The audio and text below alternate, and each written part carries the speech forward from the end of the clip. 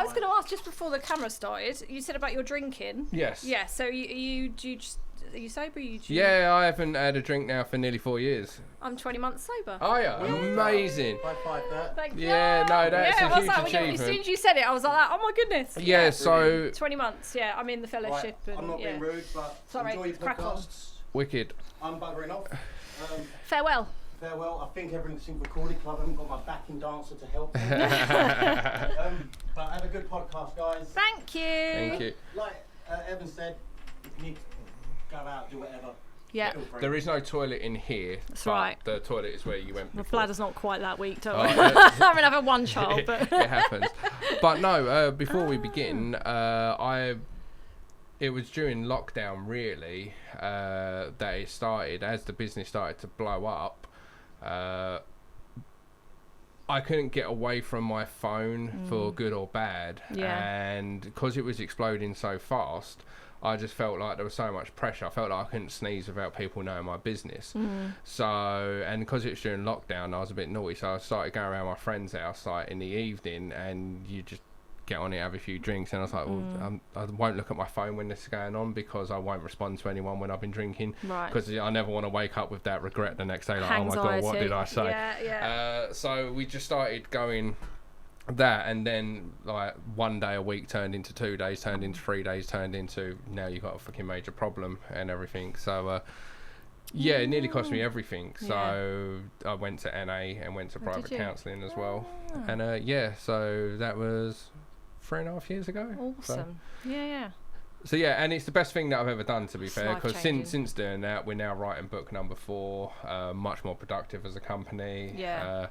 And much more present as a father and a husband. So That's the key, isn't it? I think the only thing, because I'm definitely a better mum as a result, but it's I was definitely more productive in the evenings if I was drinking, because it would be my motivation to carry on. So I was like, I've got to get another bit right. It's poor, you know. So I was just drinking on my own and so much wine, and yeah. So I think I'm still tired. It's still relatively early sobriety. It's like 20 months in. So but 20 months is a huge achievement, because 20 months is like nearly 2 years. That's crazy. I couldn't do 2 days, and if I did do 2 days off, then I was still constantly thinking about it, planning the next drink, and yeah. So one of the podcasts that we've done, it's the first one that we released, was with a guy called the Sober Dog Walker. Oh, okay. Dean, his name is, and he is obviously called the Sober Dog Walker for a reason. Yeah, so he's done. So it was a big sort of podcast on sobriety and things like that.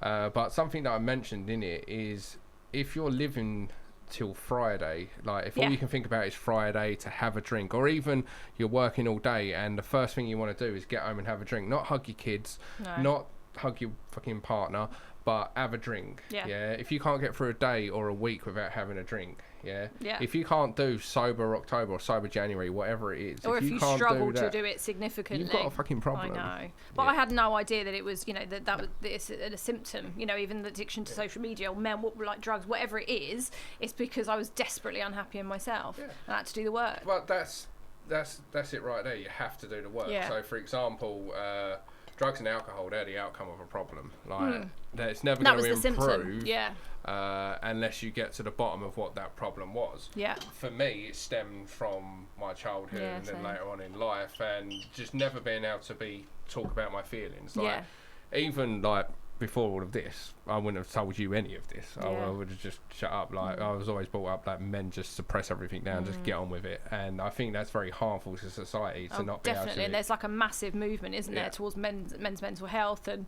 actually, someone that I know that's also sober, he set up this morning swim on a Sunday morning, like just for guys. And I think he's only done 3 weeks. First week was 15 people, then he had 30, and I think this week was like 55.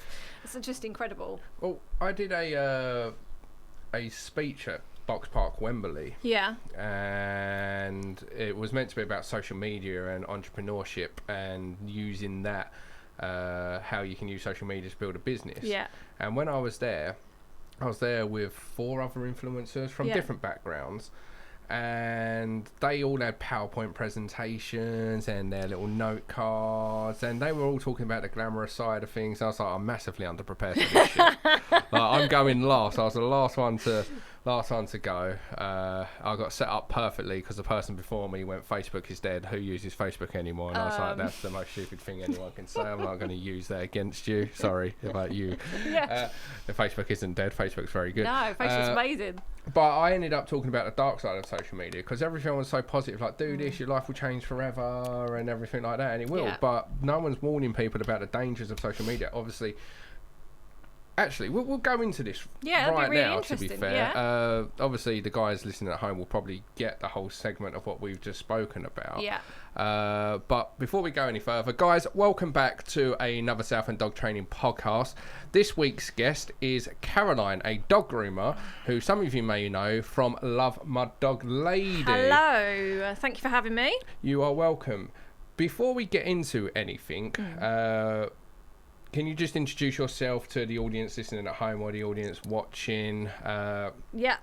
Where did Love Dog Lady come from? LoveMud Dog Lady. Right, I'm your guest. Come on, that's basic stuff. It's a tongue twister. It is. I know. I get called Mud Lady and Mud Love. Yeah, LoveMud Dog Lady. So how it started, I used to be in the drinks industry in marketing, and then I was made redundant. I thought, what do I really want to do?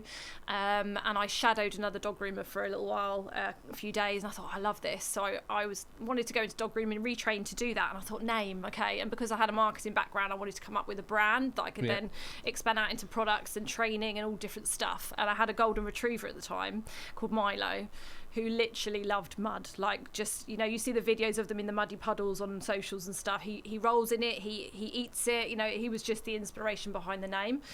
He's sadly passed away when he was 6, so he was quite a young one, but he was literally the reason for LoveMud. And I want it to be memorable. Like, I could have just gone with Caroline's Cuts or something like that, but, you know, people remember LoveMud. They might get the order wrong.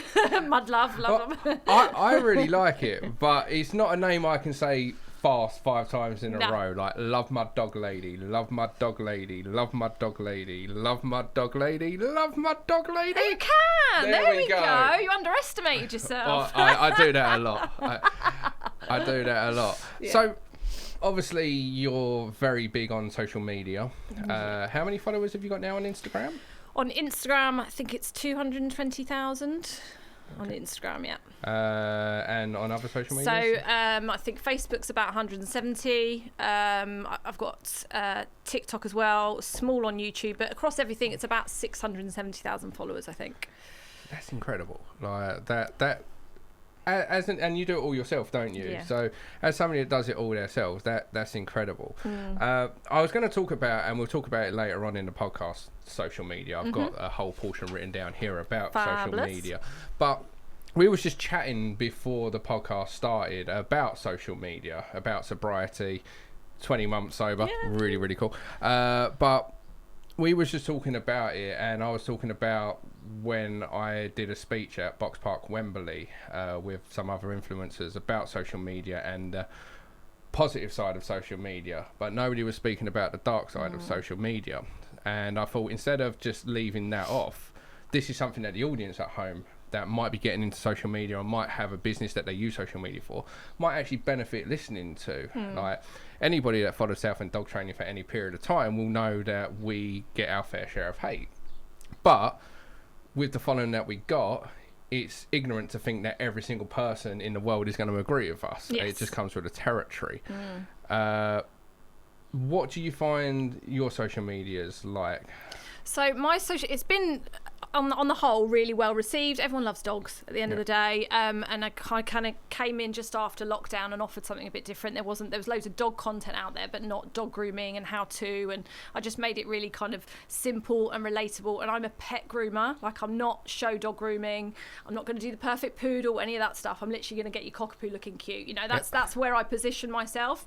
But I have had a lot of backlash. So I shouldn't be achieving some of the things that I achieve because I'm not at that level. I've not won competitions and things like that. And then, you do get the backlash. Just, you know, I've had stuff that's just not even dog related. Like, I'll get someone that goes, well, your eyeliner's not doing anything for you. And I'm like, what? I'm not a beauty blogger. Do you know what I mean? I'm just here to show you how to trim a dog's bum. It's just like... I got a comment about my trainers the other day.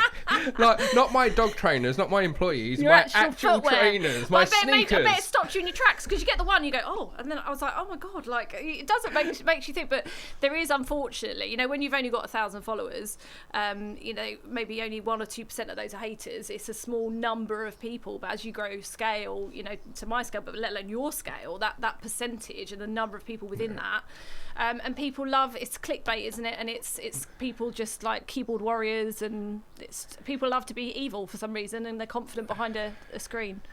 That is it. I think the world is far too comfortable these days with social media and being able to say whatever they want without fear of repercussion. Yeah. Like, there's no consequences now. You can literally say whatever you want and get away with it. And I do feel there's a certain level of people pulling other people down to make themselves feel better about themselves, or just hating. Like, for me, it makes no sense, because if I see something I don't like on social media, scroll past. I scroll past. It's not rocket science. I'm such a busy person that when I do finally get 5 minutes to myself to watch something on social media or to watch something on YouTube, I don't have time to waste on things I don't like that is going to not broaden my life or make me feel better about things. If I don't like it, I'm just going to move on. That's what I don't understand, is if it's so easy not to see it. It's so easy not to look at it. And, you know, I'll see a group. I work differently. I've trained in behaviour. I try and work force free as possible.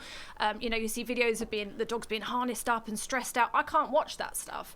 But I don't then sit there and write an essay, and do you know what I mean? I just think let live and let live, and, you know, people should just create the content they like and view what they want. What do you think about those dogs being harnessed up? Because it's always French bulldogs that I see. Right? Or a pug for its nails. But they look like they've just been lifted up. It reminds me like a scene from handbag. Jurassic Park, as they're lowering in that zebra that's about to get eaten. Like in a crane, like a piece of meat.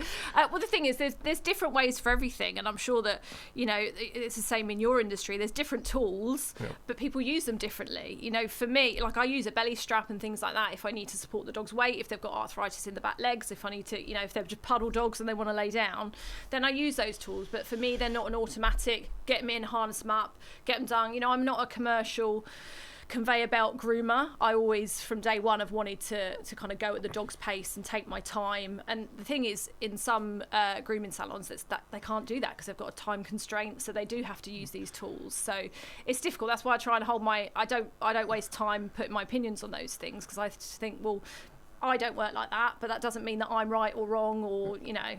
As a groomer, and you have quite a substantial following, right? I think it's really impressive what you've done, and I enjoy your content a lot. Oh, thank you. We get every single day people send us videos to react to, right? People think that I just pluck these videos out of thin air, but the videos that people are seeing, even the ones that can sometimes be difficult to watch, they are sent to me. And if it's sent to me enough, then I feel like, right, well, there's enough people now that want to. It's not like one video comes through and I do it. I can't respond to every video that gets sent to me, but if one I keep getting tagged in or sent to me, I'll do it.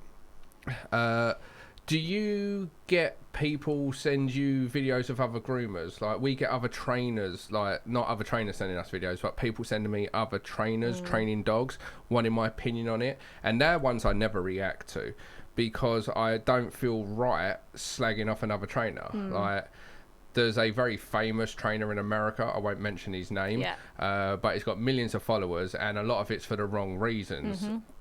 And I always get sent, what do you think about this? What's your opinion on this? And I just go, look, I don't talk ill about other dog trainers. Like, I think it's unprofessional.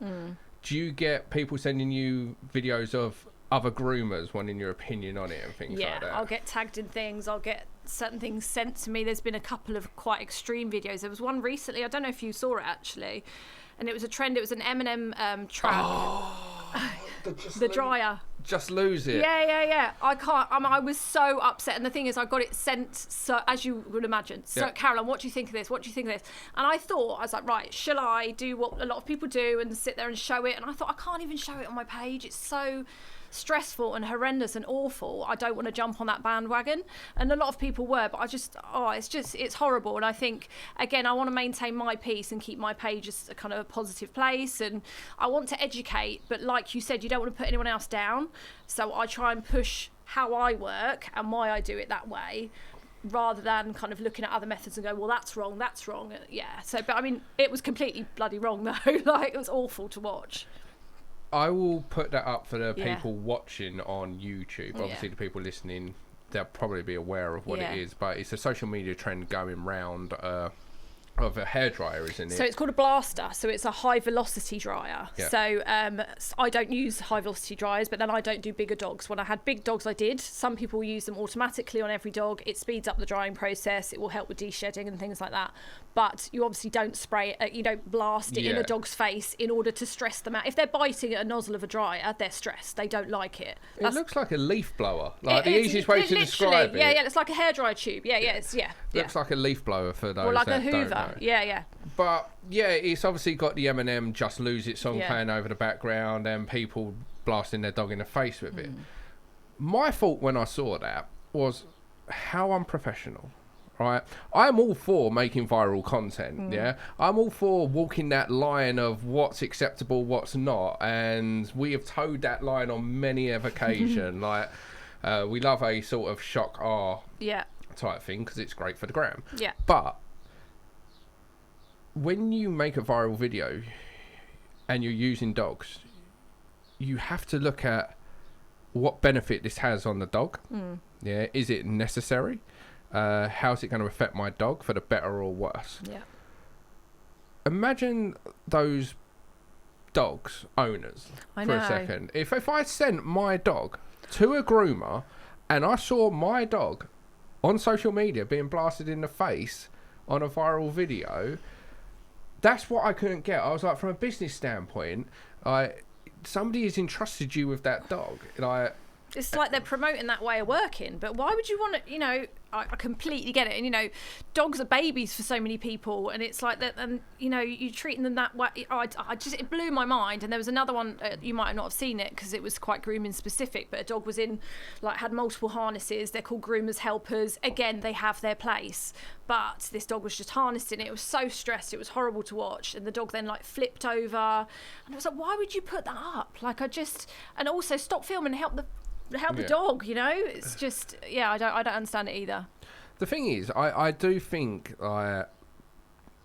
getting views has become now more important than anything else. Yeah, and I think that's why there's so much toxicity within the dog industry, like the dog training industry now. There are more trainers calling out other trainers than actually posting their own work, because they've quickly worked out they get more views if they spread hate versus love. If somebody mentions Southend dog training, boom, they get a more viral video than they've ever had before. And obviously you're growing at a very nice rate. Yeah. So you're going to have your fair share of hate. How do you deal with it? So people are it's a bit more behind the scenes, or a bit more catty in dog grooming. I'm sure it can be in any industry. But so people will have made videos about me that have been like, I think TikTok people using the word floofs, and because I like floofs, dog bum holes. I don't use the normal language. I'm not.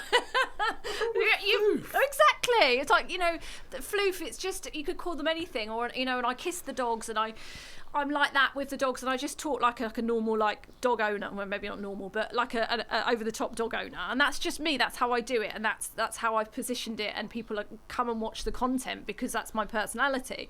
But people have made videos about how unprofessional that is, not naming me, but saying that we should be calling them floof.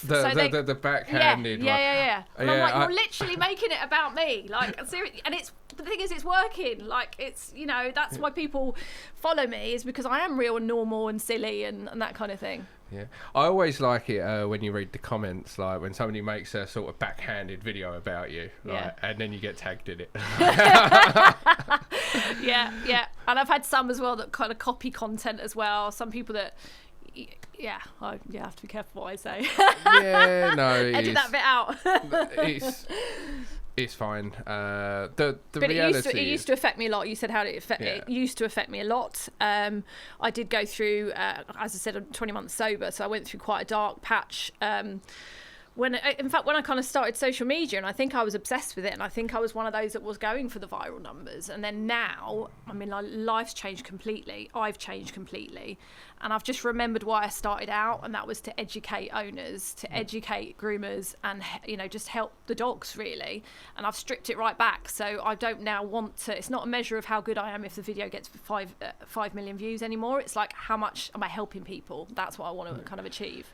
The thing is, I have so much respect for any person that puts themselves out there and continues to put themselves out there and don't get sucked in to the politics and the negativity. Yeah, I think it says a lot more about an individual if somebody has taken some of their content or is trashing them in some way, shape or form, and they don't bite back. Yeah. And it's exactly one of the reasons why I wanted you on here, because that's what I see on your page. It's clean. It's about the dogs. It's about educating. And that's what our page is about. Yeah. Whether we're reacting to a horrible incident, yeah, where a dog attack or something like that, or whether we're showing the dogs that we're working with, or it's me talking, giving educational content, I want when the person comes in and discovers our page or comes onto our page, I want the first thing they see to be something of value. Yes. Yeah.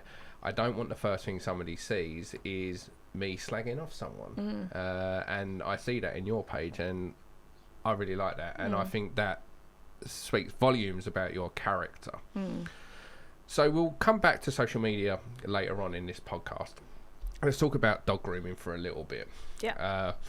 Am I allowed to put my shirt on? Does that affect? Are you cold? Only a little bit, but I'm always cold. It's fine, I've got a little cover up, if that's all right. I just didn't know if it affected the shot. No. I don't know the rules. Spot the newbie. You've done podcasts before. I've done one, and it wasn't face to face. What was it? Was it online? I did the Oh My Dog one with Jack D and Sean Walsh, and that was just like sitting in my lounge, and So really? I loved it. That was good, but I held back because I was really nervous. I was like really nervous, so I don't think I kind of relaxed enough. Yeah. Well, this season of the podcast is the first time of me hosting. Like, normally every video that we've ever done or anything has always kind of been about me as like the showman there, whereas now obviously I want to bring other people forward and show other people's successes. So I'm a host and it's all about you. So I've got a podcast coming up very soon that isn't actually an in-person one, it's actually online, and I'm a bit daunted about that because it's just going to be different. I like this, the personal bit, the back and forth. I would always prefer this face-to-face. I think you can feed off each other easier or better, I did a podcast like you, though, but I was a guest on it, so they're kind of asking you questions in a sense, so you can just sit there. Now, it's going to be weird hosting and not having somebody sitting there. So it's all down to you, isn't it? You've got to lead it and keep it going. The beauty of podcasts is about 50% of the audience won't even see you anyway. They'll just be listening to you. Because we did the statistic. It's about 50% listen online and about 50% actually watch. So it is pretty much sort of split down the middle. But I don't think people are going to care if you put a jacket on. I just think it's good to check. I don't know. No, you're fine. Far too polite. Do what you want. The last guest we had, she had a whole notebook because she wanted to make sure she got everything right and didn't want to forget anything. Well, this is it. I said to Lizzie, I was like, do I need to prepare anything? Because that's normally me. Like, if I could, it would be a PowerPoint presentation, and I don't, it would be rehearsed and everything. Don't worry, I got criticised for the last one because obviously I have the questions here, right? But what will happen is, as the person's talking to me, I'm looking down. You're going to be yawning and getting bored. Right? but I got criticised by Evan, my business partner, who is involved in the editing of the videos. Because as I was talking, I'm looking down at the next question, but because I'm looking down like this, it looks like I'm sleeping. So on one of the podcasts, it's going to look like I'm sleeping. So I'm going to make a point. These are my questions. Chin up. You need like a stand for your questions in front of you. I know it would have been good to get these yesterday, so I could have prepped. Come on. To be fair, right? Anybody that knows me, I'm the king of just winging it. Even that Box Park Wembley thing that we spoke about, I didn't turn up with a PowerPoint presentation or note cards. I just got on the stage. I was like, right, everyone's been far too positive. Let's talk about the negatives, and let's talk about how you need some thick skin if you're going to put yourself out there. Well, it's the real side of it. I don't know if you have seen it, but I've started doing little bits of. I don't do too much home life and things like that. I do talk about my sobriety. I talk about my son. I talk about being widowed. Like, I'm not ashamed of anything, and if it can help one person, then that's a good thing. I've literally forgotten my train of thought. What did you say? You have to edit dark side of social media. Dark side of social media.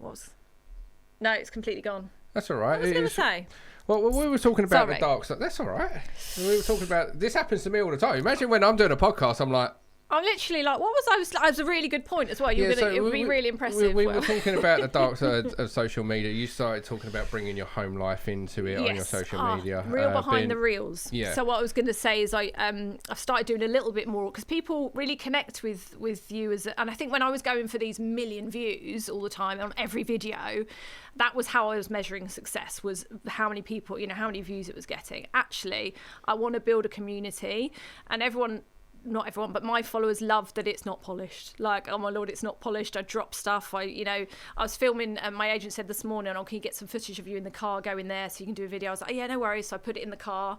I was chatting away, and then the phone fell off. And it's just me. Like, it's just, I'm goofy. And so there's, what I do is now create real behind the reels. So the real life and the real kind of person behind the polished videos that you see, because that's not real life. No, the thing is, right, a big key to our success, and it'll be why you're doing well as well, is people like to get to know the person. I've always, ever since the dawn of time, when I'm doing videos and with social media, bought some behind the scenes stuff into it, whether it's me and the boys going out off-roading, like whether we're just doing dumb stuff, or whether it's my kids, or even like yesterday putting Roxy up on social media, who sadly we had to have put to sleep because she lost a battle to cancer. But I think when you bring people into your world, it becomes more personal, and then they care and get more invested in you.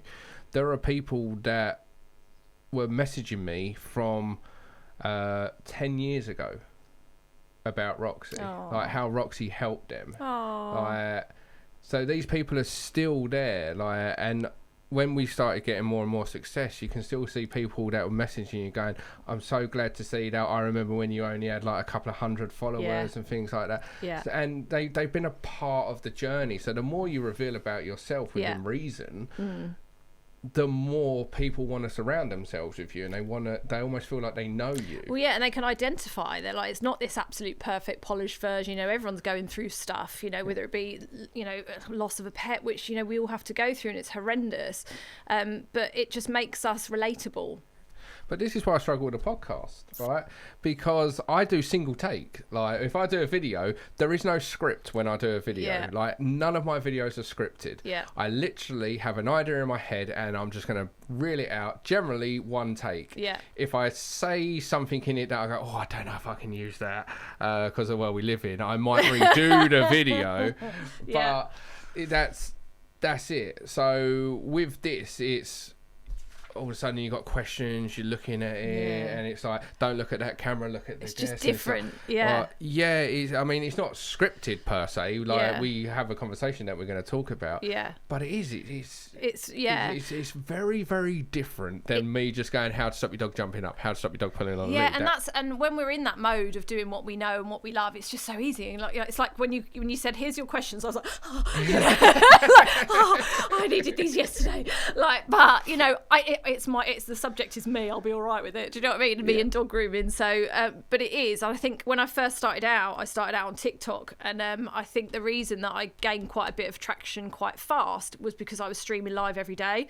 So, and I was dog grooming. So yes, a dog would poo on the table, or one would try and bite me. It was just, and I'm just real. I think in one, I was cleaning up at the end, and my trousers split. Do you know what I mean? All that stuff was just live on TikTok, and I think people related to me and just being, just normal and not polished, and so I'm trying to bring that back into a bit more personality back into my reels, because I think I got really polished and obsessed with big numbers. So it's very easy to do that. Yeah.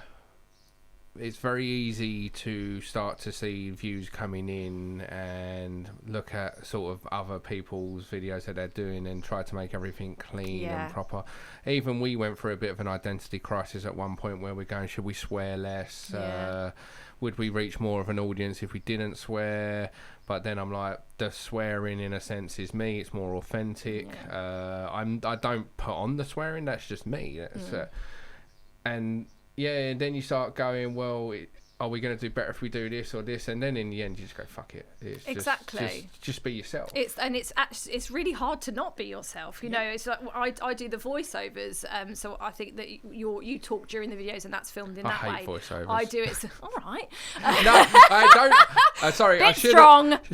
Should have reworded that. I hate doing voiceovers. So so I do that, but I will do, you know, I'll do those a few times over and stuff, but some of it is more, and then I do the little dog voices as well, and I don't know, I love doing it all, and I'm just not too serious about it. But now it doesn't define who I am. I don't need the validation of a million views in order to have a good day, whereas I would have needed that previously. The other thing people seem to forget as well, like if you're doing videos that are getting tens and thousands of views or even more, and you get a video that has, say, like 1,000 views on it, can you imagine if you opened your doors and 1,000 people walked in?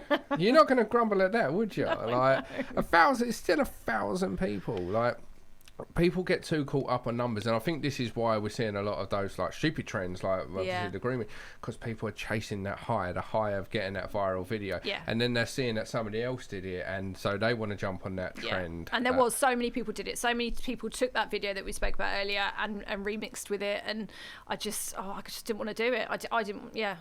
But that's not. It's just not how I work. I don't want to. I'd rather push what I am doing than criticize other people. Yeah. What does a typical day look like for you? Oh, right. So, quite varied, my days now. I'm a mum as well, so I've got a 9-year-old little dude, Maxie. Oh, nice. Who's going to think you're quite cool because you've got a good YouTube following. I've got a YouTube plaque. I know, I'm going to take a picture. Yeah, he's going to be quite excited about that. He doesn't think that me having 220,000 followers on Instagram is cool. I'm like, it's that quite is cool. So cool. I've been on the telly, come on. Hitting that 100k barrier is amazing. Now the next one is to get like to the million. Yeah. But hitting that's incredible. But yeah, I don't think kids are really that into Instagram. No, he's like, you know, it's all Fortnite and YouTube, and so yeah, he's excited that I'm coming here. So I dropped him to my mum's because actually he was a bit poorly today. So I'm mum mode a lot of the time. I wake up and I'm in that mode first, but I'm always checking my social media. That's the only thing. I kind of, part of me wishes I'd never started, because you have to constantly, I'm looking at, you know, what's happened overnight and what my numbers are, and I'm trying to put my phone down put my phone down more, but yeah, so I get up, get him to school, and it really depends on the day. Like, I used to groom 5 days a week, 9 till 5. I've been doing the social media about 4 years now, and I only actually groom dogs about 1 or 2 days a week, because the rest of my time is content creation, marketing, liaising with brands, replying to lots of comments at times, especially if you've got one that goes viral. So it's just me that does all of that stuff. So I have to get that done in like the school hours, and then grab Maxie, and I'll try and carry on working, but I'll be trying to record like one of my voiceovers and do my silly dog voices, and he's like, "Mum, can I have an ice cream?" I'm like, "Really?" Like, I've just nailed the voiceover. So yeah, my life is juggling. You know, I'm widowed, I'm single, I'm doing it all on my own, so I'm just juggling my two loves, which is what I do, and working with the dogs and grooming, and my little boy. And my salon is now right outside as well in the garden. So I used to be a mobile groomer, but I've got an amazing like grooming pod now. So it's just right out there, which is awesome. But it will vary. On a grooming day, I'll have 3 or 4 dogs in. And then I'll try and do less content on those days, but I'll be filming it, so it's always content is always on my mind of what I've got, what I can capture. My phone is full. I need someone to help edit, really, but yeah, it's very difficult when you're doing it all by yourself. It's even more difficult when you get somebody to do it for you, because all of a sudden you're relinquishing a little bit of control. That's tough. Oh, it's so tough. Yeah. Like, I just think they won't edit it like me. I just think they won't do it the same way. Yeah, you're the only one that has that I'm like that. I'm like, well, they don't know the bit I'm looking for. So do you edit any of yours? Is all that handed over? Everything I do on Instagram and TikTok and that you see on Facebook is me. Okay. So all the shorts and everything, I still primarily do them myself. Yeah. And I've got a very good cameraman. So what happens is he'll be filming the entire session, and then he'll edit the entire session and make it either YouTube friendly or make it website worthy, and take out bits that the client may not necessarily want in there. Maybe they've named another dog trainer that they've worked with. Because we're not about that, we will make sure that isn't in there, and try and make the client look as good as they can, because we don't want the client to get any negative backlash, in the sense like, we understand the dog might be overweight, we understand this, and we talk to the owner about it, but we don't want the owner to get criticised. Oh, that's a fat dog, or that dog should so we do that. But if I'm about to do a bit with a dog and I go, do you know what, this will make a good video for TikTok, I'll just give Ben a little nod and he'll get then the iPhone out to film it in portrait. So that's how the little short clips come about. I'll just go, do you know what, the bit we're about to do is going to be like a couple of minutes long and it's going to be very educational. Give Ben a nod and he'll do that. I need a Ben. What, I need. I need a Ben. That would be amazing. Yeah, so I still do the shorts and things like that, but the long form content, the stuff that you see filmed for the website, this podcast that we're doing now, that I have a couple of video editors for now, because trying to do hour-long content, 2 hour-long content, that's it, it's so difficult. I also have the lovely Gemma who does the messages if I'm away and things like that. But again, that's good. Comments responded to on Instagram, that's still me. DMs, that's still me. Wow. Unless I'm in another country, then it's Gemma pretending to be me. I have lovely Becky who she comes in and just replies to some of the comments, not like anything grooming, because I have got this community. It'll be like, what's your dog up to this weekend or something, and those kind of comments she'll get involved with, just because of the volume of people that are sharing stuff. So I just can't. But if it's product specific or tools and all of that, then it's me. But it's difficult to keep on top of it all and manage it all. I can imagine, particularly with a 9-year-old. I mean, I've got a 10-year-old, an 11-year-old, and a 16-year-old. And I've got 2 dogs. 2 dogs. What dogs you got? I've got a working cocker spaniel who's 13, bless her, and I've got a cockapoo. Nice. The backlash for the cockapoo. Really? Oh my lord, yeah, I got a lot of backlash. Why is there so much hate for the cockapoo? So there was 2 elements of hate that I got. One was because I'd apparently bought a puppy and was funding backyard breeders. I would just like to say that Dave, that I got Lenny from, was amazing from everything that I saw, and also he wanted to give me Lenny so that I could help educate cockapoo owners. Like, there's this massive gap in puppy knowledge, and owners not brushing their dog and being told the wrong things and all of that. So it was that was the kind of main reason, and then we got all this backlash for it. It's just such a shame, and then not going to a shelter, so not adopting, and just the breed. Why you're pushing designer breeds, and it's like, there's a big hate for doodle mixes or poodle mixes in the grooming industry. They are our bread and butter. Like, without those. And they're around. It is what it is. I got a few negative comments when I rescued Myla, or adopted Myla for the people that are pedantic. When I adopted Myla, by accident, may I add, I was just donating some food to a rescue and ended up leaving with a dog. And now I'm banned from rescues. But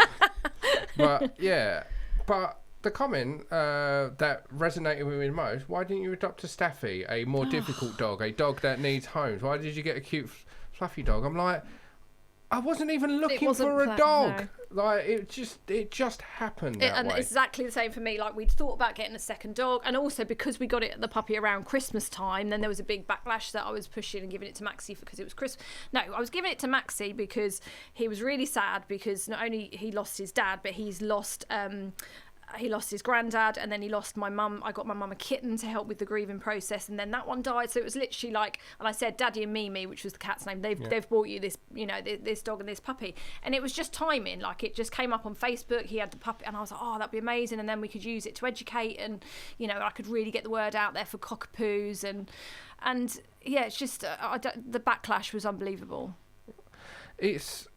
again, it's people that are too opinionated. Why didn't you do this? Why didn't you do that? By that reckoning, you can't win. No. Right? But the reality is, Doodles do get a lot of hate. Yeah. Yeah. And I spoke about these recently. I like Doodles, and I think people are very surprised when they ask me for my opinion on a cockapoo, and I'm like, I think they're really cool dogs. They're lovely, yeah. Really cool dogs. I like the Labradoodle, and I like the Golden Doodle and the Cavapoo, and I understand those. I do sort of get the ump when people just start smashing Doodle on the end of any breed, right? Or if it's 3 breeds with Doodle on the end. It's just because you've got Poodle doesn't mean you can just doodle it, right? And where people start dressing them up as something they're not. Yeah. Like, oh, my dog's special, my dog's rare. No. But I understand why the Labradoodle was about, although the person that invented the Labradoodle apparently regrets inventing. It. Yeah. But it stems back not to necessarily Doodles. It just goes back to bad breeding, right? A well-bred cockapoo is a joy to be around. Very bubbly, very energetic, lively, friendly, easy to train dog. Like, cockapoos, I call them easy money. If somebody's coming to me with a cockapoo with behavioural problems, I'm like, this is going to be easy. You'll be all right, Yeah, because even if they think their dog is as bad, it's not that bad. 9 out of 10 of them are a piece of piss to train. Yeah. And they're really cool dogs. The ones we see that have the most issues are often ones that have come from backyard breeders and things like that. But that's not just Doodles. That you could argue that with any breed of dog. Yeah. I think they're a cool dog. Yeah. I like the Cocker Spaniel, working line Cocker Spaniel. That must have been a handful. No, she's all right, actually. But I think because when I got Lola, I had Milo, the Golden Retriever that I spoke about earlier. So he was quite chilled, Golden Retriever. He's just like plodding along. She just kind of followed suit. She's never been the crazy Spaniel. So I'm quite blessed, actually. But it's really lovely getting Lenny, because Lenny really brought out the puppy in Lola. Right. So she like lost a little bit of weight and everything. When we first and they charge around the garden. But she feels it afterwards. She's like, oh, the dom's sitting like the next day. I used to have that with Roxy, bless her. She would... Mila would like entice play. Mila being like a 2-year-old spaniel mix would entice play, and then Roxy would eventually succumb and go, I can't take this anymore, and like start doing like some zoomies, and she'd do like a couple of laps of the garden, and then she'd just come in like a crippled old lady. That's literally it. Like, I took them out for a couple of hours yesterday morning. Lolly loved it. Lolo, I call her Lolly. She loved it in Friston Forest while we were out there charging around, but she was like done for the rest of the day. She didn't move from the sofa. So. Oh, we've gone so off topic. Oh, sorry. Great. No, it's fine. It's fine. It's dogs, so I could talk about dogs forever. Well, the thing is, right, it's what podcasts are all about. Yeah. Again, everything is so serious. Everything is so structured. Everything is so organised. As you've already discovered, you do your best work when it's just natural off the cuff. And this is what I wanted the podcast, just a chat. When I tell people, like the lady I had before, she was so nervous, bless her. I'm like, we're just going to have a chat. We're just going to have a chat. I don't want you to look bad. Yeah, exactly. Of course, that's not what you want. I'm not here to ambush you. Like, right, sit when down. You did this, do you remember this video you posted back in... Why did you say that? Why? Why did you do that? Why do you hate cockapoos? No. I'm not here to... I'm not. What do people misunderstand the most about being a professional dog groomer? Oh, I think everyone thinks it's quite easy. It's you know, cuddling the dogs and kissing the dogs, and it's all cute and fluffies, and I guess that sometimes we do portray that, and there are dogs like that, but I mean that's not representative of most of the dogs that come into the salon. So it's very, very different. I remember where I trained, I went in thinking, again, I had that perception. I thought I'd go in, be working on like a little Bichon or something, pretty cute white fluffy, and I rocked up and it was this massive Leonberger, and I was just like, oh my god, it's like a bear, like, and it was slobbering. And so I think the perception is that it's easy. I think people think that they can do it themselves, and they tried a lot in lockdown. That was quite interesting, seeing the haircuts, the dog haircuts in lockdown when the groomers were closed. So I think people think it's easier than it actually is. And it should be quicker. I think people kind of go, oh, back in like half an hour. It's like, no, you know, the bath and dry alone is going to take an hour. So there's a lot more that goes into grooming a dog, and it's not just the haircut as well. People just think you're just doing a nice little trim on them. You know, the health checks and the nails and the hygiene trims and all of that stuff. There's a lot more that goes into it. And, you know, to be a good groomer, you should do training and qualifications and continual learning and behaviour. That's, for me, a big thing, is that groomers don't train in behaviour. It's like, crazy. So, yeah, there's a lot more that goes into being a good groomer. Anyone could go out there and do it tomorrow. It's not regulated. But to do it well, there's a lot more that goes into it. Well, that was going to be one of my questions. Obviously, the dog training industry is very unregulated. Yeah. And particularly after lockdown, we saw almost like every man and his aunt becoming a dog trainer. Yeah. Like, and everybody just getting into working with dogs, almost like, for a lot of people, it almost seemed like this is a way that they're now going to change their life and things. I'm going to get into training dogs. It's going to be amazing. It's going to be lovely.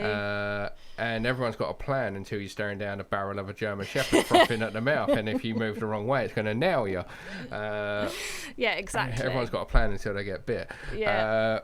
The reality is we saw that. Like, so did we see that with dog grooming? Did we see a lot of people wanting to come out as dog groomers? Yeah, well, I think we saw a rise in dog ownership, didn't we? Because I think there was so many people that, we're at home now. It's like, well, yeah, but you're only going to be at home for as long as lockdown's on, you know, and then that's led to other issues. But yeah, people were like, let's get a dog, and then, I really love having a dog. Maybe I should work with dogs. Maybe I should do this, and I can't get in with my groomer. So I know there's high demand out there, and people just would just start doing their family's dogs and their friends' dogs, and again, people thought it was easy. People can look at it and think, just giving dogs haircuts. You know, it's how hard can it be? You get to play with dogs all day.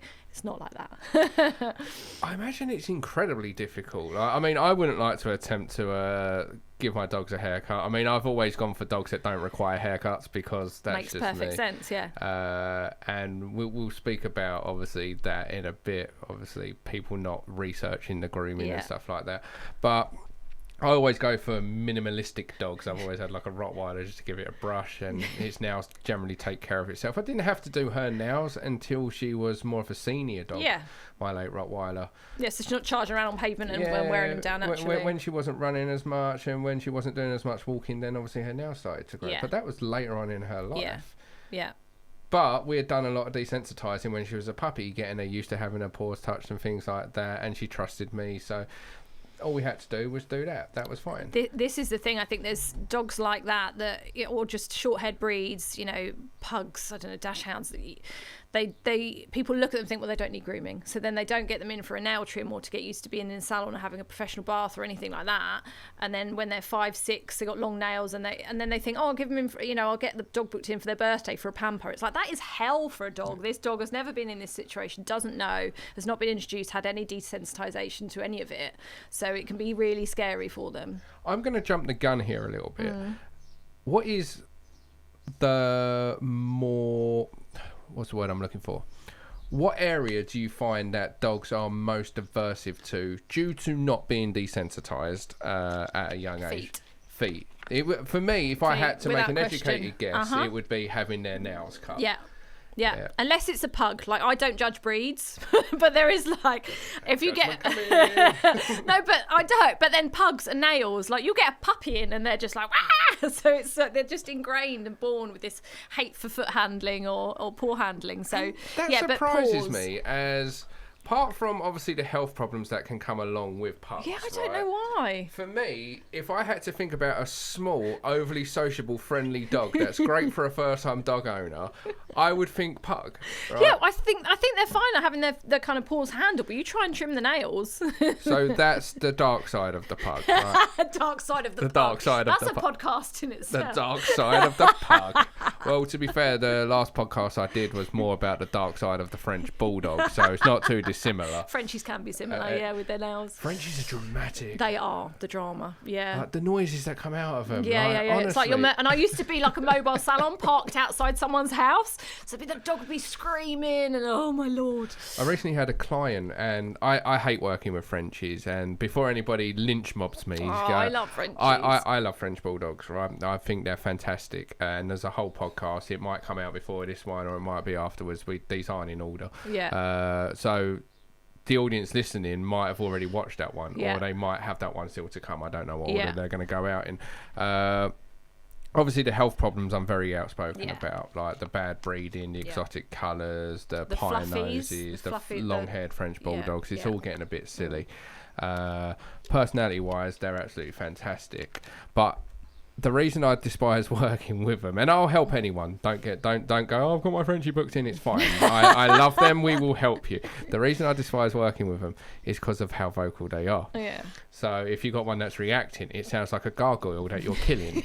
Right? And people will stop and look at you like you're killing the French bulldog, even though the French bulldog is the one that just wants to get to the dog. It's in no pain whatsoever. It just always sounds Can't possibly be the dog, it's got to be you that's causing the trauma. Well, a golden retriever jumped up at me once, then fell over, and somebody looked at me like I punched it. They're like, I didn't touch your dog. They're like, well, what just happened? I'm like, he jumped on me and fell over. Yeah, like, he's clumsy, he's Goldie. Yeah, that can happen very easily. But yeah, because they're so vocal, it attracts a lot of attention. So I recently had a client who was struggling because she knew what to do with her dog, but there was the embarrassment of like people looking at her when her Frenchie sees another dog and the screaming that comes out of it.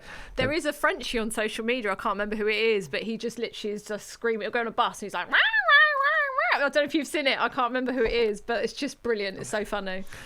Huskies as well. I see a lot of videos of huskies and malamutes. Very dramatic. Yeah, very vocal. So I don't do larger breeds anymore. Don't groom them. But I used to groom husky. They don't really love grooming. They just don't They don't want to be there. And also, I had the setup I had in my old salon. Like next to the grooming table, there was like a storage tool area. And I have the dogs harnessed up if I'm worried or if I feel they're going to be an escape risk. But I turned around and the table was low, so if he jumped off it was all right. And I turned around and he had gone from the table, he'd walked up, he was like literally over on my storage. I was like, how did this happen? It's like a mountain goat. It was just like... They are brilliant. I worked with a client once who had a husky. She had to turn her door handles upside down because they would open the doors. They're escape artists. You've got to be careful. Dogs are intelligent. This is the thing that we forget as well, and they don't forget a thing, and they try all the tricks of the trade to get out of certain, like with the feet thing. I had a Cavalier, he's recently passed away actually, but Bailey, he was really vocal, but also he used to try the trick of just putting his face, whatever I was doing, face in the way. Like they work out these things that work, and then you have to find ways of working around it, and the paw lifting, and they're so savvy, and they don't forget a thing. I worked with a Frenchie like that the other day. Every time I asked it to do something and it started to do it, it would then come up with a different behaviour, a more naughty one. So I'm like, right, you can't go forward, so we try and go behind me. Right, you can't go behind me, so we try and go between my legs. Right, you can't do that. So it was like everything I wanted him to do, he was trying to do everything other than that one thing. It's like, it's just being as belligerent as possible. Dogs, they are... And because I've obviously been doing it for a while, I've got some handling techniques that normally help in these situations. I'll be like, right, well, if I pick the paw up from that angle, then he can't move that way. He'll move the other bloody way. Like, it's just whatever it is. They're like, yeah, whatever. I'm still going to be more intelligent than you. Is there a breed that you find the most? Obviously, you said pugs are quite vocal. Feet and nails, yeah. But is there a breed on average, because obviously as we know all breeds are different, it's not an individual thing, but do you find that a certain breed is more challenging on average? So yeah, surprisingly though, it can be little ones, like in the kind of grooming industry. Yorkies get a bad rep. They're feisty little sausages, they are. And then also, it's not just that it's a feisty dog, it's already a difficult one to handle and manage and groom, because sometimes the Yorkie is the size of the clippers. So it's like I was always so worried, like if I lifted a paw, I was like, oh, I don't want to break it, and then if you've then misbehaving or fearful and being aggressive, it's a difficult one to manage. So it's more so the smaller ones. Like I used to love grooming the bigger dogs. They're just so chilled. So yeah, smaller dogs, terriers, some of the cockapoos, and labradoodles, any Bichon mixes that have come in matted. Any dog that's matted is uncomfortable, certainly with some of the extreme levels that you can see, and owners aren't aware sometimes they are, but sometimes they're told, the puppy doesn't need grooming until it's a year, don't cut the coat till 6 months, and all of that stuff, which is incorrect information. But when that dog then comes in, it doesn't know what the hell I'm doing with this noisy tool, plus it's uncomfortable, and they react to that because it's the only way of them communicating to you that they're uncomfortable with the situation. You know, it hurts their leg to be lifted that way because it's matted to the body. You know, it's so a matted dog can have behavioural issues as well. Well, I suppose that a human could look at it in the fact that obviously you've got curly hair. Yeah. My 10-year-old Grace, she's got the most glorious curly hair going. Yeah. Like, it's crazy. And I have to brush her hair most nights. Yeah. And it gets knotted so easily, her hair. And we get special brushes to do it, and by brushing it every single day you can try to keep the mess down a little bit. But when you get a proper knot in there and it pulls, it can hurt her. Yeah, of course. And with a dog it's going to be the same thing, that obviously if they've got matted, knotted fur, it's going to be painful. And also those, even the small tangles that you find, if you were to leave those small tangles, they just get bigger. So, you know, the whole point is groomers can get a bad rep because we do apparently it can be perceived as an easy option, lazy groomer, they've clipped it short. No, they wouldn't have clipped it short for welfare because the dog was matted and uncomfortable, and that's in line with the Animal Welfare Act. That's what we have to do. But it's difficult for an owner to, you know, you can have the long fluffy big teddy bear, poodly, cockapoo, you know, whatever you want, but you've got to be able to maintain it. If you're not brushing every day at home, you can't, you know, it's not realistic. So you kind of have to, it takes a while, certainly with new clients coming in, to work with the owner, dog and groomer to find out what the dog tolerates at home when it comes to brushing, and what the owners can actually manage, because and also you think, oh, I'll brush the dog every day, that's fine. It takes a lot of time and a lot of effort, and some people are still trying to do it on the floor, and the dog thinks, oh, that's a toy, I'm going to bite the brush. So that's why I like to try and educate about brushing elevated and things like that. But it's a big thing, is matting, and people letting their dogs get matted and not realising how uncomfortable that can be. Like, imagine like your daughter's hair, if there was a big old knot that you didn't find or sort out, the squeezing of that. And that's why sometimes when you clip the ears and they've been severely matted, they can get hematomas because then the blood rushes through and all of these different things. And how quickly does matting form? So sort of how long would that dog have to go without being brushed for matting to form, if we're talking about a breed that's common, like a poodle that could get matted or something like that? Yeah, so it does depend on the dog. I've got a cockapoo, and his coat I can actually leave about 6 weeks, and then he'll start getting uncontrollable. But like the longer areas, like the tail and things like that. But some cockapoos and some, I've got a Pouchon, Poodle Bichon, who literally, it's like he knots overnight. And you know, the owners say that, and sometimes we go, knotted overnight. He went in a lake and got knotty, yeah. But he does, like, it just tangles so quickly. So it really does depend on the dog. But you know, tangles will form within days. You know, tangles form based on either something getting into the coat, like so if you go out for a walk, you've got foliage or something that can cause it, or if there's dead coat that hasn't been brushed out, that can cause it. So it depends kind of what's in there, how severe. But yeah, I mean, if you've got a dog that you're wanting to leave, like, you know, an inch or longer fluffy, you've got to be brushing it every couple of days. Every couple of days. So that was my next question. Is there a right or wrong amount of times that people should be brushing their dog? And should everybody be brushing their dog? No, obviously, if you've got a long-haired dog, you need to be brushing a lot more. I've got like a spaniel at home. Mm-hmm. I say I brush. I very rarely do. I'm one of those owners that one of those groomers that is quite lazy when it comes to home grooming. Like, there's not much I have to do with Lola. I'll make sure she hasn't got brushes on her ears and tail. That's minimal. But Lenny, and that's what I wanted to do, because I do so much education, and I'm like preaching and telling people you should be brushing your dog. You've got to do this if you've got a cockapoo. I was like, if I have a cockapoo, I'll get even more of an insight into the maintenance of them, and I've found with him that he can go long, but I trim him right back. You know, he's not kept as a lovely fluffy teddy bear that I have to brush every day, because I can't be bothered if I'm honest. So he is stripped back, he's nice and short. It's manageable for our lifestyle as well, in the temperatures that we're having at the moment. It's easier and better for him. So yeah, well, our Roxy, who we sadly lost this week, her coat would mat very easily if you didn't keep on top of it. And we were very lazy, so we just shaved it. There you go. Exactly. But at least you're honest about it. Yeah. But we just kept it short. Yeah, short. One, because she rolls in shit at any given opportunity. Yeah. And it was just easier to maintained than having that sort of scruffy effect and things like that, because I don't care for fancy haircuts or anything like that. I just want the dog to be a dog, and if she's going to roll around in stanky stuff, then and that's what I communicate to the owners as well, and the and some people will get a puppy, or it's it's a fluffy breed, and they have this image in their head that they want this lovely fluffy dog and they're going to brush it and it's going to be a bonding experience, and it can be, absolutely, but that's time consuming. And then sometimes people get the dogs and they go, actually just keep it short. Like for a while they'll try and keep it long, but also you've then got the cost of grooming, because you might need to have it professionally groomed every 4 weeks rather than every 6 to 7. It's all factors that people need to consider when they're looking at breeds. What breed requires the most grooming? Is there a certain breed that requires the most grooming? Like, this is, if you're thinking about dogs, for example, right? So as a Who's highest maintenance? Yeah, as a dog trainer, when I think about breed, I think about what that dog was designed to do, the intelligence and everything. Because if you get a border collie, it's going to be one of the easiest dogs on the planet to train. But you also know that if you don't work it or give it an outlet to herd, it's probably going to herd traffic, bikes, skateboards, kids, things like that. A bored border collie will be an absolute menace to society.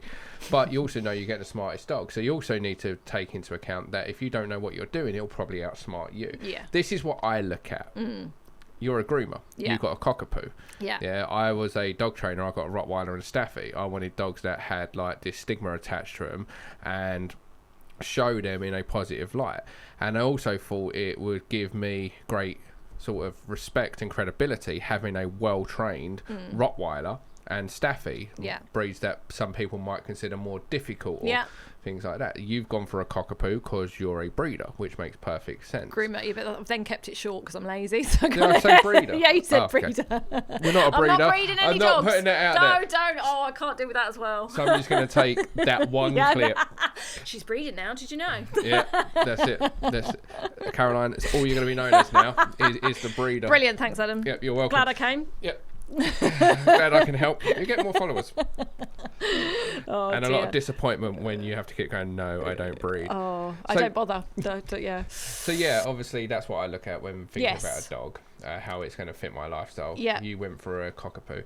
Yeah. But is there a breed that comes to mind that you go, do you know what? That is just going to be a dog that is going to require a lot of grooming. And anything curly and fluffy, your poodles, your Bijons, cockapoos, Cavachons, all of those things. And especially if they are mixed breeds, then the coat doesn't. In some of them, it will lay different. You have curly coat laying against straight coat. That can like add to the matting and how quickly that can happen. So if you want a cute fluffy dog, there's going to be a lot more grooming to it. If you don't want to be brushing your dog every few days, then you get your Frenchies, or you get a Dachshund, or golden retrievers. So you need a bit of grooming, but not every day or every couple of days.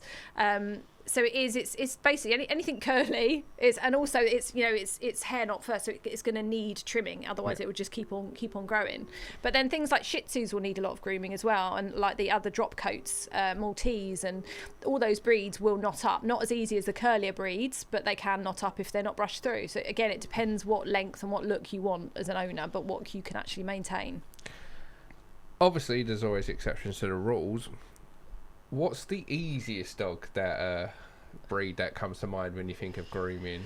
One that, because we know that, as I said, when cockapoos come in, they're going to be easy to train. We know when boxers come in, they're going to be a handful. English Bull Terriers, I know I'm probably going to have to work really hard because it's going to be stubborn, determined, and means what it says effectively. Yeah. You kind of know what you're going to get through years of working with certain dogs. Is there a certain breed that comes in that well, this should generally... Frenchie. I just love grooming Frenchies. I lived in Brighton for a while, and there was so many Frenchies, like a real kind of fashionable breed over there. But they're like just really happy to be there. They're like, I don't know what's going on, but she's giving me the odd treat, and I've just got to comply, and she's brushing me, and now I'm in the bath, and they're just, every Frenchie that I've groomed has just been an absolute pleasure and a joy, and they've got such personalities on them. So, and also from a kind of commercial perspective, they're a quick dog to groom, and they're in and out in an hour. So it's but I just find them so much character. No, see that does actually surprise me, to be fair. But obviously you'll see your bad share of dogs, don't get me wrong. The ones that obviously haven't been accustomed to grooming and things like that, or maybe somebody's took on this dog that has had bad experiences or things like that. Obviously, a lot of the dogs that we are seeing kind of the worst side of this dog, and that's why we're here to help them.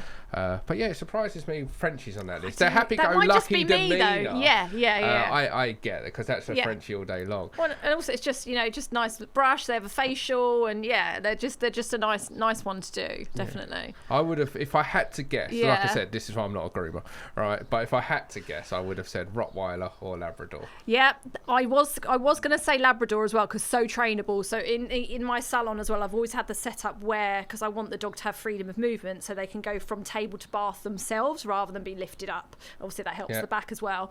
And Labradors and things like that, the bigger dogs, like they're just more compliant in that way. So absolutely, but then they're more physical to groom. You're bending over, bathing them. If they do move, you've got to suddenly, you know, I've put my back out before grooming the larger dogs. So it's a difficult one. I would like to just one time have a little wrestle with like a Liam Burger or something, trying to wash it.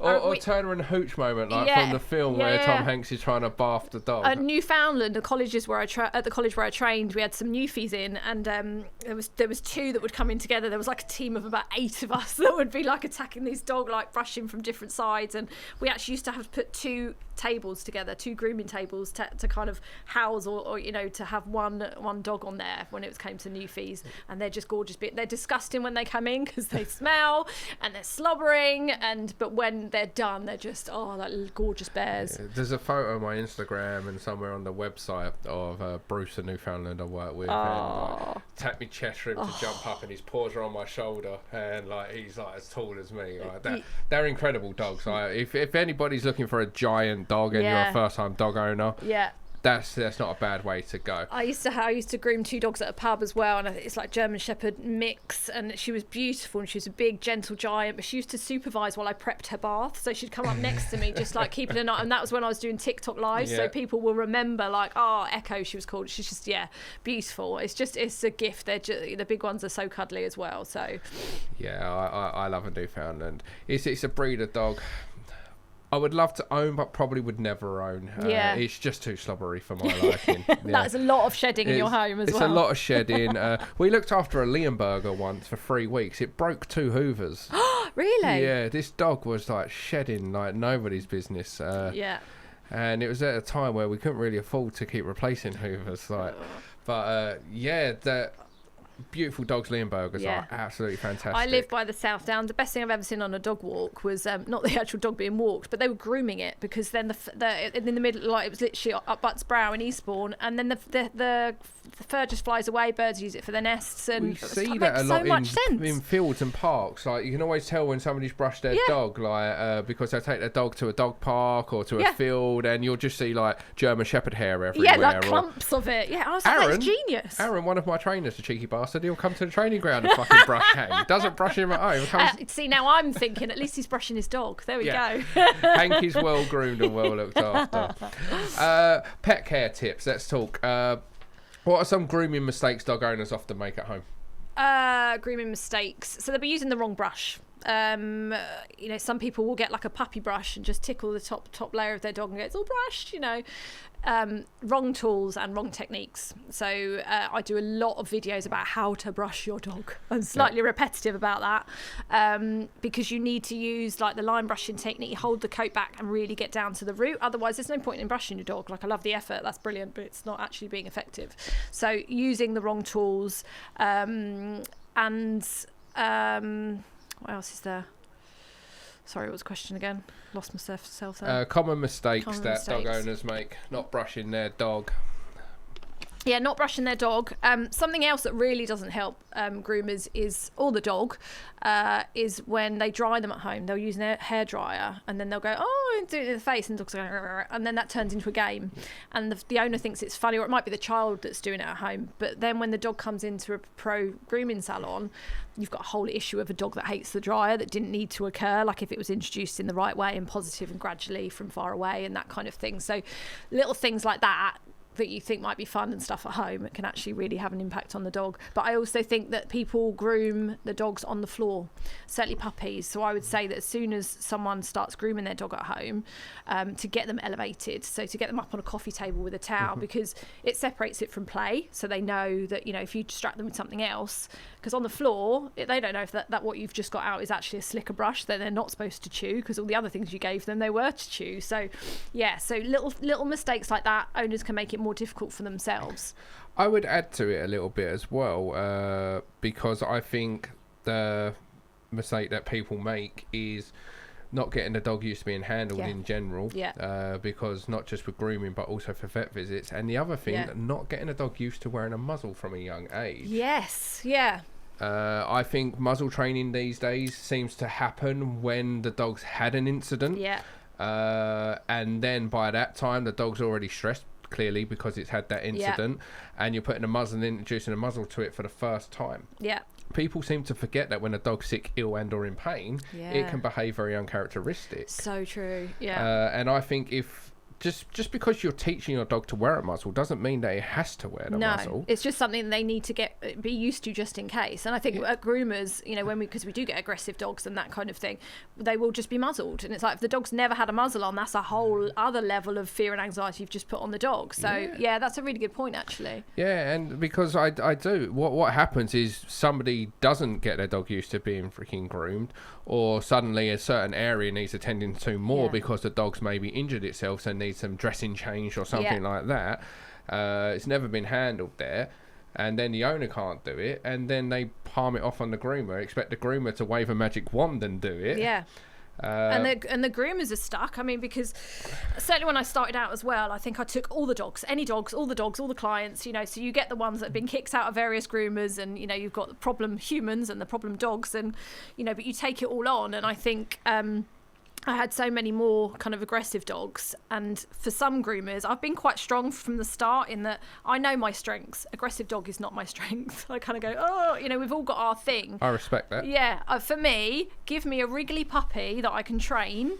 Some people hate puppies. I'm the exact opposite. No, I know. If somebody goes, Adam, would you like to train this puppy, or would you like to train this dog that has a bite history? I'm choosing a dog with a bite. Yeah, all day long. Send the puppy to me. Yeah, all day long. Don't get me wrong. Like my job is I will train whatever dog's there, as long as it's fit and healthy and it's safe to do so. That's the thing. It's the key word there is safe. So for me, I feel that when I've got an aggressive dog in, if it's quite, you know, I can't deal.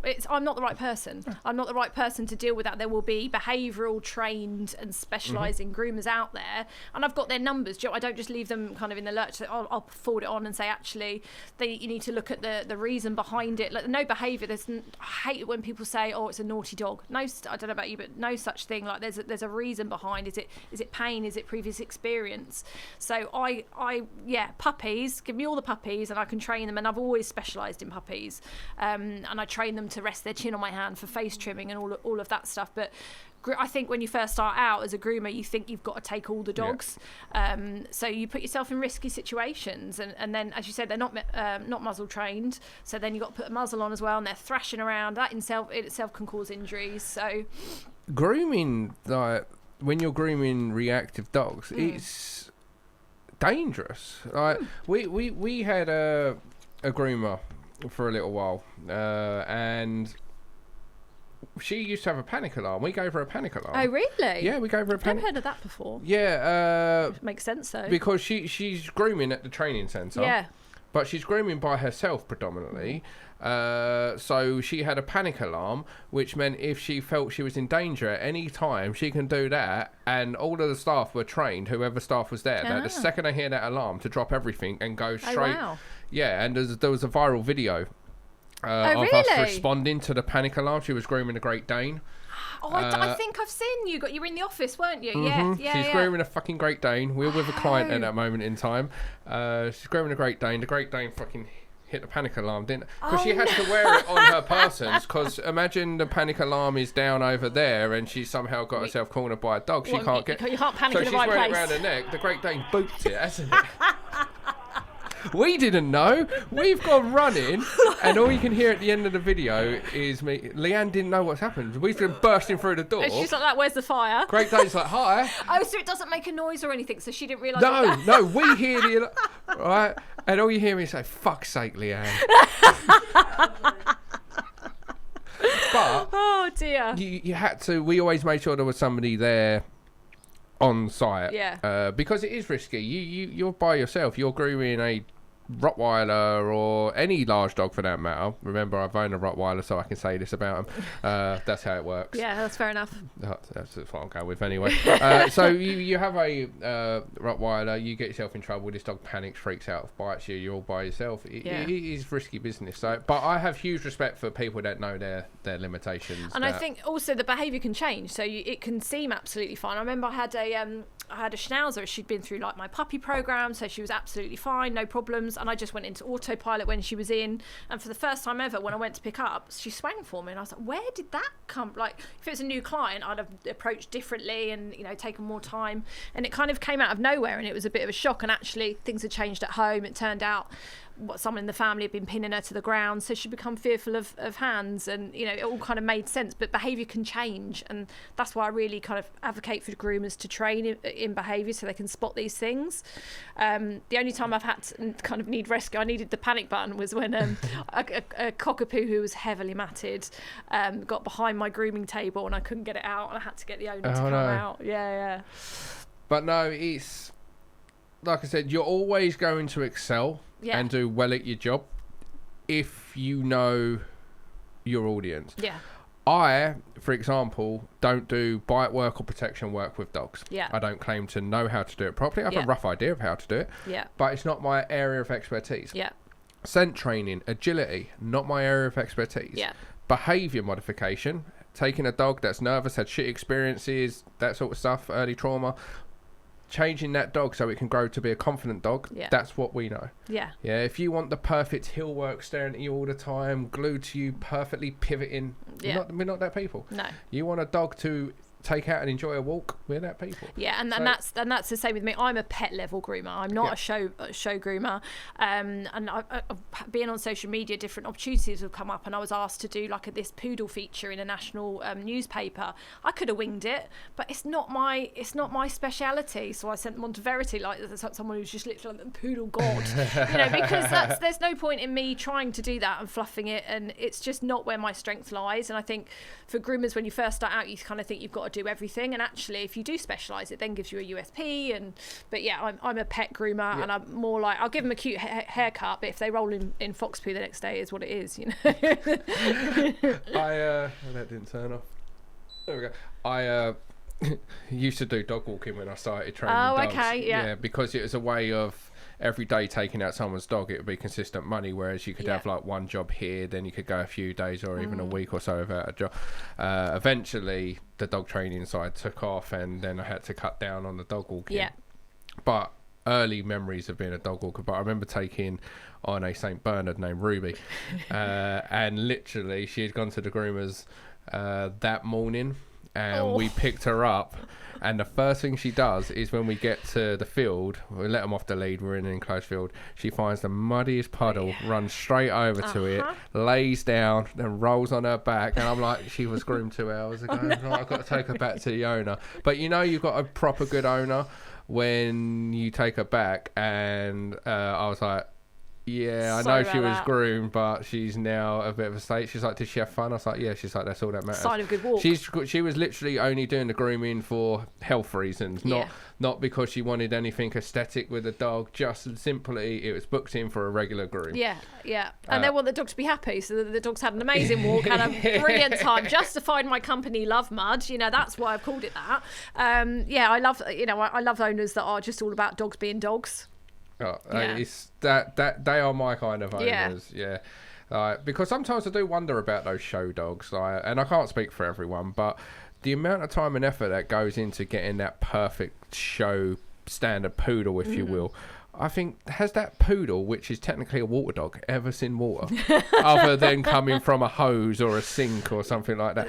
Does that dog ever get to roll around in the mud and have the time of its life? Yeah, just do its natural behaviours. Is its whole life spent just having the perfect perm, effectively? But then also, I think, well, if they have only ever had that, do they know differently? I don't know. Because a lot of, and I see, so I don't know what your view is on creative grooming. That's quite an emotive one where they colour the dogs and make them into tigers and all of that stuff. I don't mind it as long as the dog isn't stressed by it. Yeah. If you've got a dog that primarily hates grooming, you should be working on getting it comfortable being groomed, working with a groomer and things like that, doing what's necessary. Yeah. So if the dog absolutely is hating it and your sole reason for doing it is purely for views, then no. If the dog's comfortable being groomed, like Roxy, my old terrier, if you get the clippers out, she would lay on her back and just like she'd fall asleep as you're using the clippers. My wife would shave her. Okay. So she falls asleep as you're doing it, right? So if you had a dog like her that doesn't mind being groomed, and equipment you're using like the dyes and all of that are not toxic or harmful to the dog in any way, then for me it's no different to dyeing your kid's hair pink or something like that. As long as it's safe. Yeah, I think that's it. And I think it's just, for me, when it then taps into is the dog happy? How much time is it taking? Like, I don't know. I don't actually colour any dogs, so I don't know. But I just think, are they there for like 4 or 5 hours? Like, some of the things I see are so incredibly creative. But it's just not for me. But that goes back to that thing where if you don't like it, just, I just don't comment on it or do it myself. But I think it's very clever. I think it's far too time consuming. Yeah. I mean, I wouldn't do it. I don't even believe in dressing dogs up. Like, I'd never do that. But again, it all goes because everyone's different, and that's where I just always look at, if it works for you and it works for your dog and everyone's okay with it, it's fine. I don't see the point of it because I get a dog because I like the way the dog looks. And then why would you then change it? But I'm also the same about cropping a dog's ears and freaking docking its tail. Like, I like the dog in its natural form, unless there was a medical reason to do so. Yeah, justified. Don't alter the dog's appearance. What's your view on, just suddenly thought about it, these dogs that are creatively groomed and they're all coloured and they look like fishes or teddy bears, like, it's so clever. Does that impact the way other dogs see them? I can imagine it could have some impact. For example, we know that dogs can be more reactive to dogs like poodles that have their eyes covered up. Okay. So if a poodle hasn't had a haircut recently and the fur starting to go into its eyes, that can make a dog uneasy. We know that dogs are way more likely to react to flat-faced breeds, like French bulldogs, pugs, because they don't have a natural tail. They're not in proportion with their body. They don't have a standard snout in a sense. They make heavier breathing noises, so they can be more difficult to read. Yeah. Sometimes dogs can look at chihuahuas like they're a bit confused. Like, what the fuck is that? Is that because it's in a handbag? I worked with 2 German Shepherds once, Axel and Rose, and the only time I've ever seen them look at a dog like they want to eat it, like is this prey? Can I go after it? Was when we took it out of a chihuahua. Oh, really? Yeah, it'd been around small dogs, but it never been around anything that small. Tiny. Border collies can get in trouble because genetically they stare. Yeah, that's what they're designed to do with sheep, but if they do it towards other dogs, they can find it threatening. So if you make your dog look not a dog, for example, there's lots of mastiffs that have like a mane put on them, like just it's just like from a fancy dress shop or something. Yeah, so they look like lions. Oh yeah. And I think it's quite funny because they're just playing pranks on their friends and things like that. But but again, anything that distorts your appearance, that's the same as a dog, for example, can be reactive to someone wearing a hat, glasses, motorbike helmet. Face mask. Yeah. So it could ultimately have that. Like I said, when you're doing something with your dog, you just got to ask yourself, is it worth it? Is my dog enjoying it? And go from there. Yeah. But it's something I just don't see the point. I'll just let a fucking dog be. That dog's gonna roll in mud in 30 seconds. And if you're not letting it roll in mud because you're too worried about the perm that it's getting, then just stop. They don't actually get permed. They look like they don't get permed. You've got them sitting in little hairdresser things, having a blue rinse and all sorts. My definition of a groomer, you've got a bunch of standard poodles all sitting in a chair with one of those. Form an orderly queue. Why not? It's my head. So yeah, you basically answered that question. My next question for you: are there any grooming trends, like styles or products, that you hate? Okay. Obviously, we did just touch upon that. We spoke about the trend earlier, the social media video of the hair blowers. Is there any sort of other trends that you like or you hate? Trends. No, not really. There's another kind of thing that comes up as a debate in the industry, which is clipping double-coated breeds.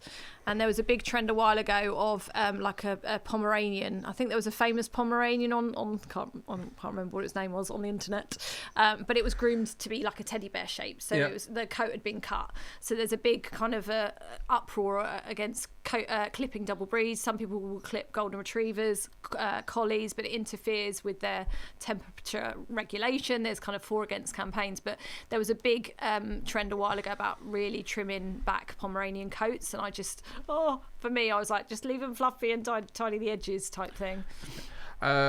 What you said about shaving coats, because obviously we see this all the time. There's a lot of people out there that think this time of year, because it's hot, because you've got double coated breed like a German Shepherd or a St. Bernard or something like that, that they're going to shave them to keep them cooler. From a grooming standpoint, how detrimental is this? Yeah, so their coats are designed to keep them cold in when it's warm and warm when it's cold. So, you know, they are designed to do that. You need to do maintenance to the coat to make sure that the air's getting through to the skin. So any dead coat, that needs to come out. But yeah, as soon as you interfere or you clip that coat short, there's a risk that it won't grow back the same. You can get something called coat funk, where you get patches where it doesn't grow at all. So it's always risky to be doing that. I've been asked once to do it before, and I would only do it with a letter from the vet to say that it needed to be done for medical purposes. Yeah, and I think that's it. The only reason to shave a double-coated breed is for medical reasons. Yeah. The dog's got a cut, the dog's got an injury, they need to shave that area, to see that area, to treat that area. Yeah. Certainly not for the heat. No. I do lots of posts about it. I've got one coming up on it soon, and I'm really glad to hear it. And I'll probably ask, we got a vet coming on, so I'll probably ask the same question to the vet as well. This is why we wanted a groomer on as well. This is why we're getting a vet coming on, to come at it from all different angles. Yeah. But what you just said backs up exactly what I've just been saying, is that coat is designed to protect dogs from harsh elements, including cold and heat. Yeah. You start interfering with what that dog's naturally gifted with, you're going to make matters worse. Yeah. Yeah, so if you've got double coat breed at home, guys, I know it's really hot right now. We're in the middle of a heat wave, which is a good thing, right? But don't shave your dog. Don't ask your groomer to do it. Please don't ask your groomers to do it. And would a groomer do it? Surely that would be unethical, would that not? I said, well, you know, as I said, I did it, but I did it. I got a letter from the vets first. Yeah, but that's for a medical reason. Yeah. I've got this is where somebody can take what I'm about to say and twist it against me. I've got a giant schnauzer. Yeah. They got double coats? Yeah. Yeah, okay. They should be hand stripped. Okay. So I've got a St. Bernard. Yeah. Yeah. Dog training around. I can only think of 2 dogs. They're always massive dogs. I've got a Newfoundland, a Leonberger. There we go. I've got a German Shepherd. There we go. I could name some other double-coated breeds. I've got a Bouvier de Flandre. Ew. Yeah, so I've got a St. Bernard. I don't. I've got a St. Bernard. It's hot. I want to shave it.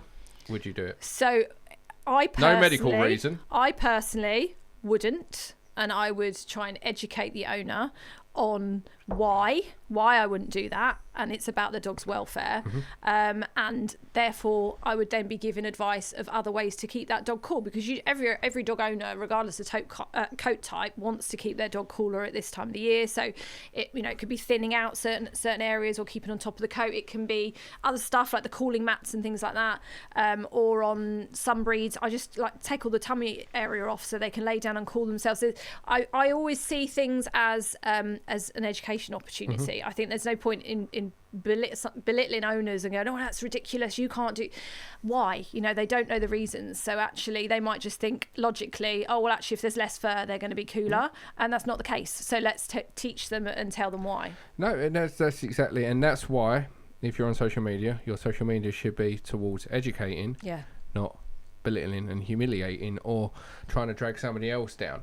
The reality is, this time of year, I do a lot of heat stroke posts. I did one just yesterday. People taking their dogs out in 30 degrees heat, like, it's disgusting, right?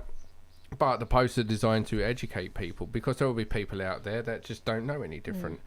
Yeah, and I've always used, because I've had videos that do quite well that are like matting.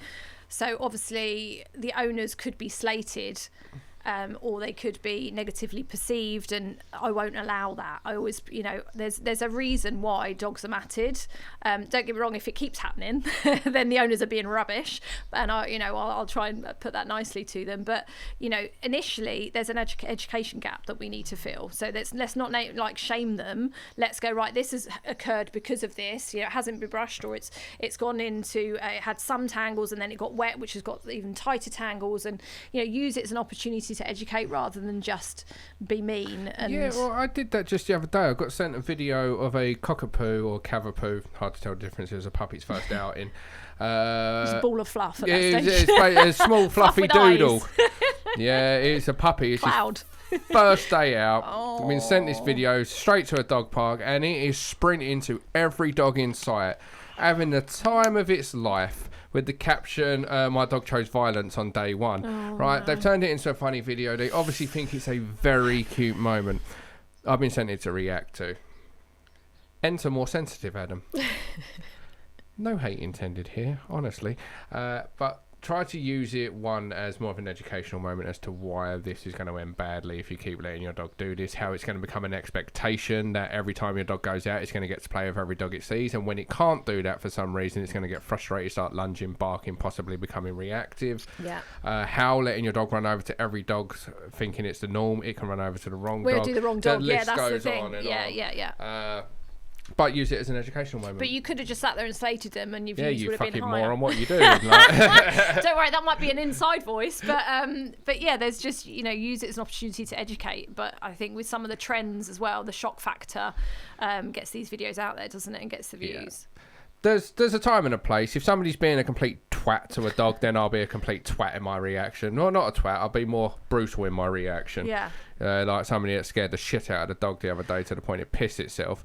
Those trends that you said about trends a little while ago. The trend about pretending the house has been burgled. Yeah. While they're eating. Why would you stress a dog out like that? It's just. These ones I don't hold back. I am pretty savage. But that's people being idiots. But so that's fair enough. The lady that innocently posted that video that was sent to me multiple times of her dog, where in her mind the dog was having a time of its life, but it's going to end negatively at some point. It's not always too much of a good thing can become a negative. But you can look at something like that and go, yeah, okay, the dog's having a great time. However, she's not inherent. It's the same as clients when they come to us. None of them have inherently done anything wrong to their dog. Yeah. Like when your dog develops behavioural problems, a lot of it is because of lack of information, but everything comes from the best of intention. Yeah. You love your dog, you spoil your dog, you're giving the dog the best life you can. Yeah.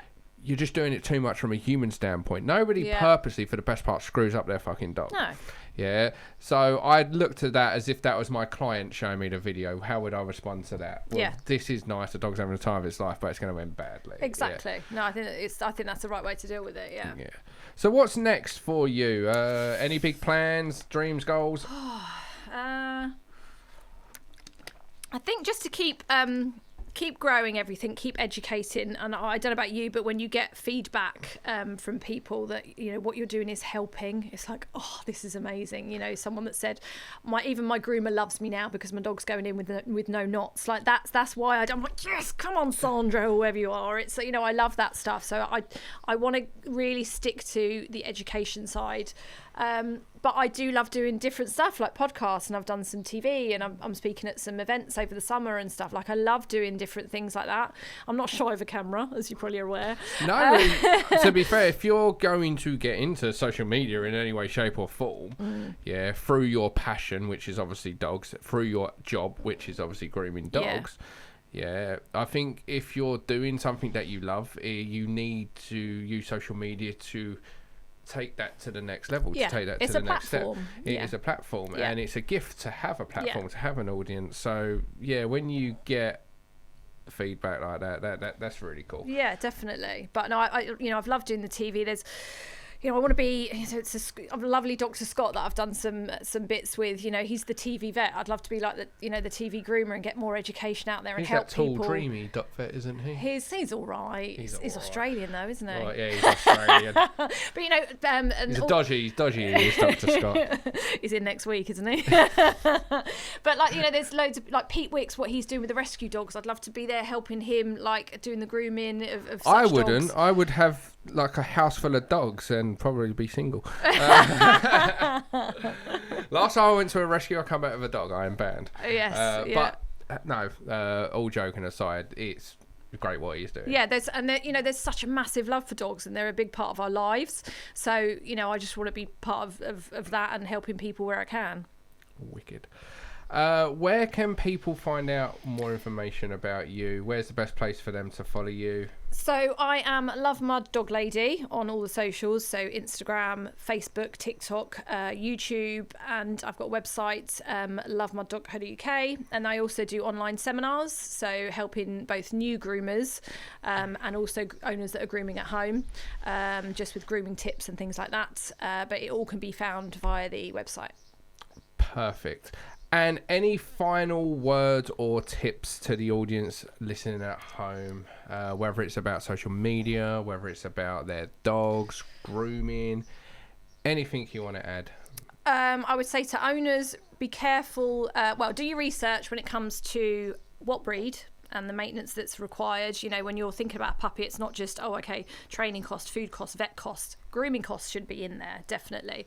So really be mindful of what you're getting, yourself into or committing to with a breed. I was going to say something else with the owners as well. What's the other thing I was going to say? Oh, and when you're choose your research and choose your groomer before your dog needs it. Because otherwise you'll go, Fluffy's looking a bit fluffy. I'm going to try and book them in. And then there's no one available for 2 months. And there'll be some groomers that will book out for 6 months. So get in there early, do your research on the groomers in your area. As I mentioned earlier, it's unregulated. So, you could go out tomorrow and go, I'm a dog groomer now. So it's, I would say I have this kind of... what's it called? It's not an algorithm. What's the word when it's... the care system, CARE, when that makes up another word. What's that called? Oh, is that like an acronym? Acronym? There we go. See, I'd be lethal if I was good at this Two stuff. adults here, 2 parents here. Yeah, we know English and stuff. Yeah. But yeah, an acronym. So I came up with the acronym of CARE when you're trying to choose a groomer. So the C... The C is courses. What have they done? Have they done any courses, or they're just going, today I'm a dog groomer? What have they done? Who have they done those courses with? A is attitude towards you, but also the dog. It still blows my mind that some groomers seem to not love dogs. How do you do this job and not love them? Fucking weird. And the R is reputation, reviews. Speak to people out and about, speak to other dog owners, speak to vets or trainers, see who they recommend. And then the E is experience. So never be afraid to ask your groomer questions. Have they got experience with your specific breed? Do they specialise in puppies? A good groomer will want you to ask those things and will not be kind of afraid to ask. So yeah, really do your research. But for new groomers, stars you mean to go on. You don't have to take every dog. Don't charge pennies. There's a thing where you come in and you kind of apologise for being new and think, well, I can't charge that because I'm not experienced. But if you want a sustainable business, you need to have a business mind, even if you're dog grooming. So yeah, I think there's a gap there. And brush your dog, please. That's it, really. Brush your dog. Brush your floofing dog. When you're sitting there having a cuddle with your dog in the evening, just touch its paws, touch its tails, touch those sensitive areas that the groomer's going to have to handle, or the vet may have to handle. Yeah, and as well as just touching them, I use something neutral, like a pen, like when I got Lenny, like a pen or a spoon, just tap it on the hands and things because they're otherwise they're going to be like, what's these things coming towards me? So I also think that people working with a groomer can inadvertently help them with their dog at the vets as well. Absolutely, without question. If the dog's got a problem at the vets and finds the vet's a scary place, if you work alongside a decent groomer, it gets them more comfortable being handled and pulled around a little bit, which can inadvertently help your dog long term at the vets. It's all related. It is, absolutely. Groomers, trainers, vets, they all need to work together. We need to cut this bitchiness out, stop tearing everyone down, stop finding fault in everything people's doing. Use your platform for good, use your platform to educate. Yeah, be kinder to one another and let's all work together. Because why are we doing this? For the dogs. Exactly. You have to remember why we started. Yeah.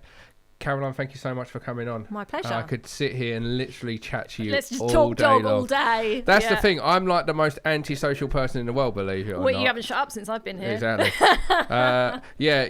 There are a few trigger words that you can use around me where you'll just have all of my attention, and then there's other times where I just drift off. But if it's about dogs, I was about to say dogs. You're there, yeah. Yeah, honestly, if about dogs. We all just need to be a bit more dog, just loving life and just live in the moment. Keep it simple, Live in the moment. Chase your tail. Lick your... No, don't do that. I would if I could. Edit that bit out. Edit that bit out. Bloopers. Yeah, we love a blooper. Caroline, thank you so much for coming on. It's My been pleasure. An absolute pleasure. Thank you. Hopefully it wasn't too bad. No, it was fine. It was all good.